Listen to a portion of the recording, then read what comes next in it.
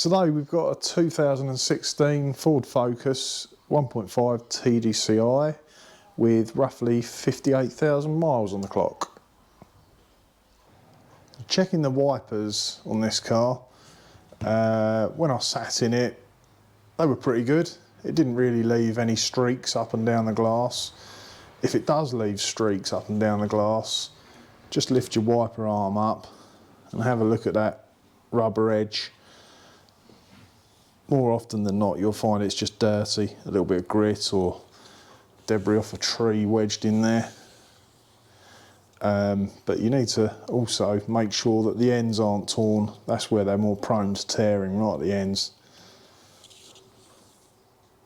It's a good idea to check them, because if you let them go on and they tear, sometimes they drop down lower and then parts of the plastic hit the screen and can cause permanent damage to the windscreen. So if you want to take these off to change them or clean them, on this particular car you've got the little square bit there which you push in and just slide the blade out.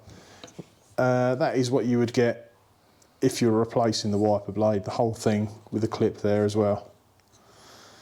So you can take them indoors and give them a good wash, clean these rubber strips off. Alternatively, put a new one on.